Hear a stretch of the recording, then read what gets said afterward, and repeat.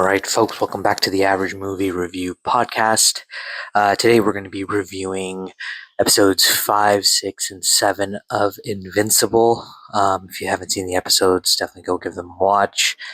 I'm just going to get right into it. It's going to be spoiler filled, so it's been a couple of days now, so if you haven't seen them, that's kind of on you. And if you're, logging in or you're tuning into my show, then I'll put in right there in the description that it's spoiler filled, so you know what you're getting yourself into. Anyway, back to the point. As I mentioned in my previous review of episodes 1 through 4, I believe I did, I felt that the pacing was a little bit off and everything was being rushed. And I think episode 4 kind of calmed things down. And then episode 5 was kind of like a filler episode, in my opinion, but it was a good episode. Don't get me wrong. I think it was the right type of episode. It was I think it was setting up for what's coming, right? The conquest and everything that came in episode 7. So it was a way for Mark to reflect on everything that's been going on and, his relationship with Eve and everything and his mom and brother and all of that and like taking the responsibility and responsibility weighs very heavy on him, of course, right? Like that's the whole point of him. He takes everything very personally in the sense that he feels responsible for anything bad that ever happens to the city or the people that he cares about or anything in general. That's his character. That's who he is. And him trying to come to, I guess, a resolution with himself as to how to handle this conflict and how to handle this. I guess it's a sort of anxiety that, like everything is my fault, right? To understand that he needs to take a step back and also understand that not everything is in his control. He can't save everyone and he can't stop everything. There are just going to be things that are going to happen, and although it may have been related or directed because of him in that sense, right? Like, something that maybe he did in the past or something that he did that resulted in this happening now, he can't always take responsibility for that. He is, after all, part human, and humans make mistakes, right? We all make mistakes, but we learn from them. And that's one thing that I enjoy about his character is he's slowly learning about those mistakes and he's learning from them to make better choices. So episode 5 was a little slow. It was a pretty simple episode. He fights Fu Fang, I think that's the name, right? The dragon and stuff. We get to see oh my god, I forget. He turns into the boulder. I can't remember his name, but we get to see him again. He's back, and they work together again unknowingly. Once again, Mark does his bidding without realizing. But it's nice to see that he has a different approach in how he wants to take care of his community and whatnot, right? So it's very nice. I'm talking about the guy who turns into the boulder. I can't remember his name. I can remember Isotope. I don't know why, but I can't remember his name. It's crazy. And then the machine gets out. Machine Head, I believe that's his literal name. He gets out and then he becomes the new leader of the secret society. And then the Boulder guy's like, I don't want to be part of your secret society. Just leave me the city, and that's it. And he walks out. So that's pretty interesting. That was a little side story, nothing really special. Pretty cool stuff to watch. Again, filler episode. I feel like they had been alluding to so many different things at this time. This episode was just a nice refresher, and it was a good thing. And what I think the takeaway from that episode was just the fact of Mark reflecting and him understanding his role and who he is and whatnot, and that I guess trouble was coming or is coming, and he needs to be mentally prepared for that. Right? We move on to episode 7, which is about Powerplex. Now, I like the episode. I thought it was a good episode.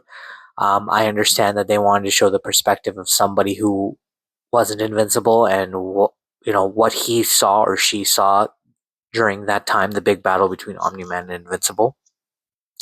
And I understood that. I got the concept of it, and I liked it. Believe me, I really, really liked it.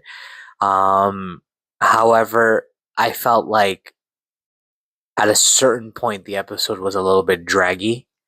But it was a good episode because it also once again it was more of Mark reflecting on the fact that his actions caused so many deaths and the repercussions of those deaths, right? Like there is somebody out there that also has powers and now is like not seeking revenge in the sense, but they're seeking justice for all the people. Mostly their sister and niece, but they're also seeking justice for everyone else at the same time, right? His whole goal in life is to show that, Mark is wrong or Invincible was wrong, and Invincible should be held just as much as accountable, or should be held accountable just as much as Omni Man, which is wrong because Invincible wasn't really the one doing the damage. He wasn't aware of what was happening. He was getting beat up by his dad. He didn't know.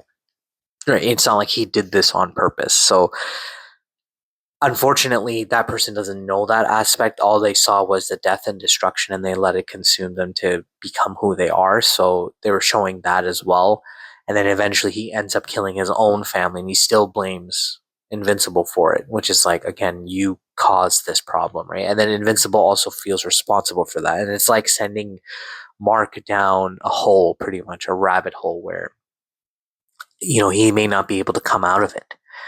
Um, and then we see that there's so many, I guess, there's so much happening in his brain, Mark's brain, of course, I'm talking about, where, like, he's so conflicted at this point, right? And then obviously at the end of the episode, the Powerplex episode, we get to see. Oh, I also wanted to mention that little title card thing was hilarious. That was super funny. They did a great job there. But back to the whole point of the show here. At the end of the episode, we see Angstrom Levi revealing himself, and he's gathered a bunch of Invincibles, and you're like, okay, these guys don't look that good, right? And then you get into episode 8 or 7, sorry, where pretty much, well, shit hits the fan, right? He sends all of these Invincibles to make, again, this is something that most of Invincible's villains have, is just that they blame him for everything, when the reality is that he was just trying to help, and he shouldn't be blamed. You created yourself, right? Angstrom's whole thing is, he's the reason why he is because of um, Invincible, but it wasn't really Invincible's fault. Invincible was just trying to stop it. He didn't know. It wasn't his, he wasn't aware of it. He thought he saw trouble and he just acted, right? And that's that's the whole trope of these villains, that they're just like, it's Invincible. He's the reason. I hate this man. I hate, like, they are certified haters, right? And then sending a bunch of terrible Invincibles into his world to destroy so many cities and kill so many people with his face, right, is a brilliant idea, because the truth is even though the people know that this wasn't Invincible, they will always associate it with him, right? They will always have a dislike towards him, and the truth is they will always have a fear that, what if he turns into one of those Invincibles?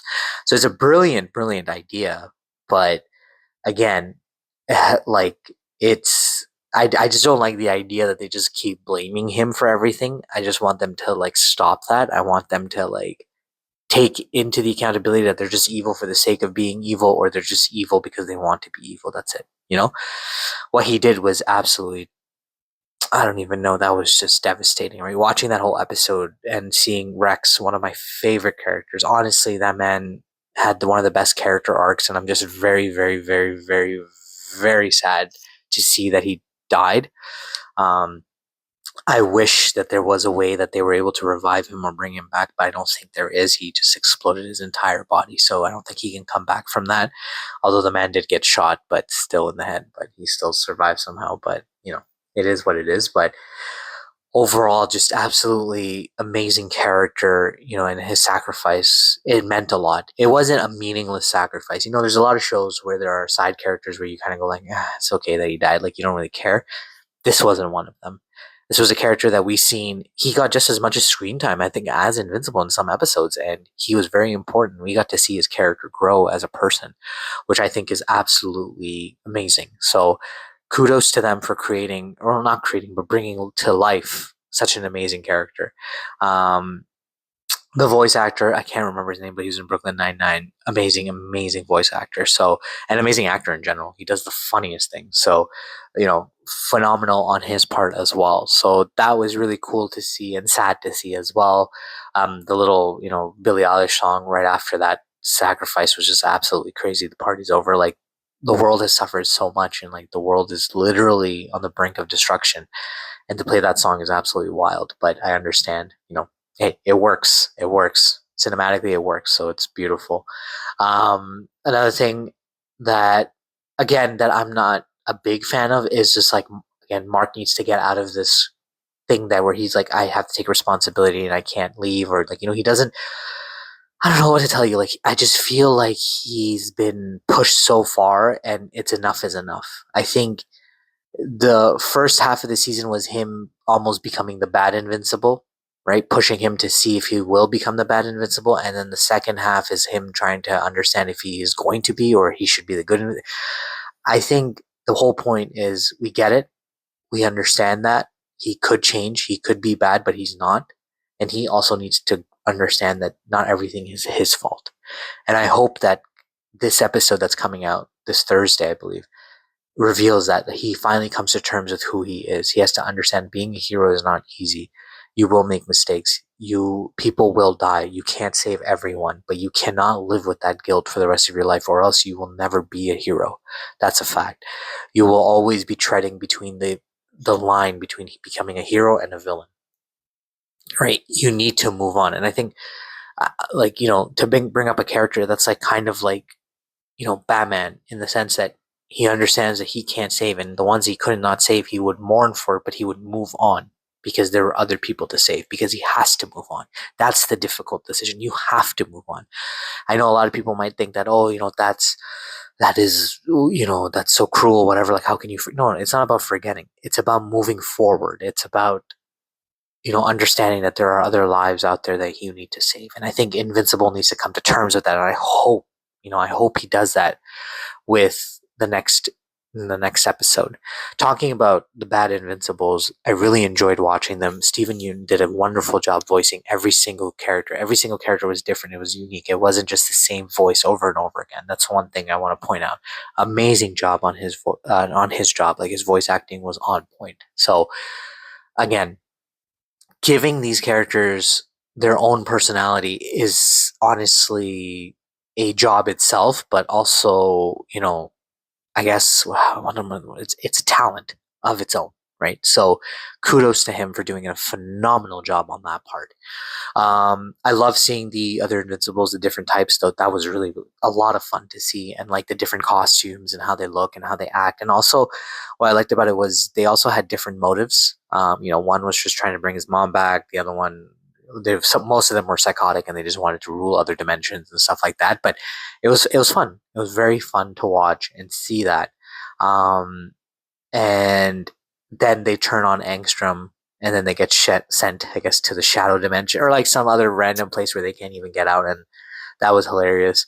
That wasn't hilarious, but it was like fun to watch, and I was a little upset because I feel like I wanted to kind of see. Maybe it's part of the comics. I'm not sure. I haven't read them, so I'm not sure. But I really wanted to see Invincible kick all of their asses. Not gonna lie, like I like literally killed them. I would be totally on board with that. That's totally fine with me. Um, and that's fine. Like, I would have loved to see that, but he didn't get the chance. And then, he fights Angstrom, and he's about to lose with all those robots hitting his face, but he finds something inside of him that makes him push harder and harder. Like, what I love about this arc of Mark's, the one thing that I do love is that it's showing that he is becoming stronger, like stronger. Every battle he is learning, every battle he is becoming stronger. He is not becoming weaker, right? Mentally, yes. Emotionally, he is weaker as a person, as a human, but as a hero, he is becoming stronger. And, he finds the strength somehow, and that's what really makes him a hero. And I think he needs to understand that like only heroes can do that. Heroes can only push themselves and continue to push themselves as far as they have to save the people. Doesn't matter who it is, whether it's the ones they care about or just the people that they don't even know. It's literally that.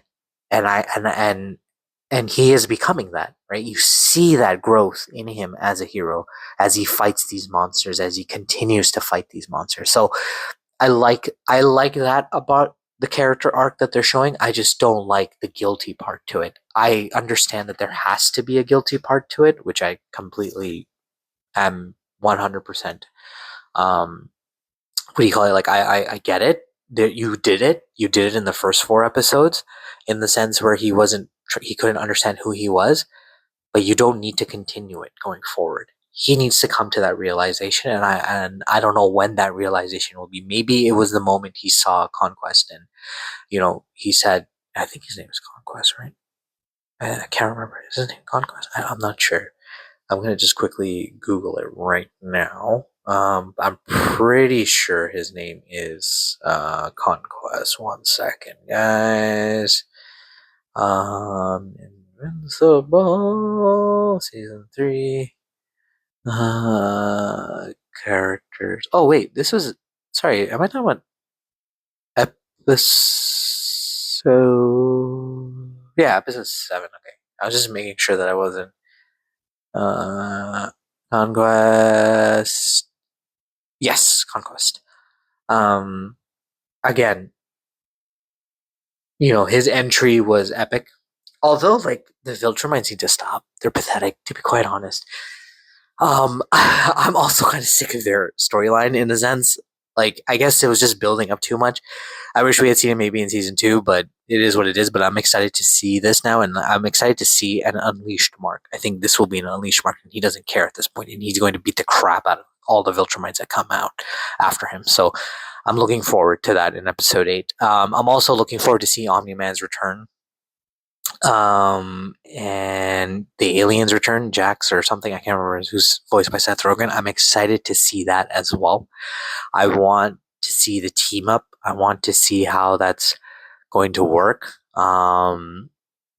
It's going to be a bittersweet moment, but it'll be very interesting to see how all of that pans out. I'm excited for episode 8. I don't know how long it's going to be. I don't know how far they're going to take it, but I hope they go the distance, and I genuinely hope that it lives up to the hype. Another thing I wanted to address was the art style and the animation. I know a lot of people have been kind of hating on it, but I guess the truth is like I've said this, and I think in my last review as well, like, they've addressed this situation, and it's not easy doing this animation style and like just animation in general. It takes time. And, if we want stuff fast, then this is what we're going to get. And if we want it to take like a year or two, then maybe we'll get better animation. I don't know, to be quite honest. Season 1's animation was great. I kind of don't know why they fell from there. Maybe and even though season 2 took forever, so they had the time. Again, as much as I wanted hate on the VFX artists, I want to, rip on them. I can't, right? Because I don't know the truth. What if it was deadlines, or if it was actually something that took, or they just suck at it? Like, you don't know. That's the reality of it. You just don't know. So, in my personal opinion, I think people need to stop hating on it and just enjoy it for what it is. They're trying, and maybe Amazon Prime, Jeff Bezos will stop being an a-hole and, like, really invest all that money that he makes back into the services that he provides and gets rid of the ads. I'm really pissed about that. I'll be honest. I'm the one of the people that didn't pay for the ad free because I shouldn't have to. And Amazon, that's absolutely wild that they decided to do that, which is so crazy. Even though it's an additional $3.99 a month, like, I don't give a crap. I don't want it. I really don't. It's absolutely wild to me that they would do something like this. But it is what it is at the end of the day. They're a company, they got to make money. But back to the show. I'm really looking forward to see episode 8. I hope it lives up to the hype. Even if it doesn't, I think I'm going to enjoy it regardless. The show has been phenomenal. Um, it's an amazing show. Yeah, it's had its downs, but it's picked up and it's doing a really good job. And I hope we get to see more character growth in Mark, and I hope we get to see a better Invincible in episode 8. And I'm excited to see the characters return, Omni Man and all those other characters, and I want to see the interaction. So it'll be fun. It'll be fun to watch. Another side note was the Immortal retiring, which I think kind of suits his character at this point, given that he's given everything. So I kind of understand that. So I respect that totally. I think that was also another great character arc as well. He came back, he died, he came back, he died, he came back, and man's tired of it. He's immortal. He's going to live forever, so it doesn't even matter. So might as well just give up. If he needs to come back, he can come back. But if he doesn't need to, he doesn't need to. So that was pretty cool. A little cool little thing on the side. So it was good. Overall, great episodes. I like the pacing again, picking up on things. I think I'm kind of dragging this. So I'm going to stop right now and say that catch me on the next review. And I look forward to hearing from you guys eventually one day when people start actually listening to this podcast. And yeah, so have a wonderful day, and I'll catch you on the next episode.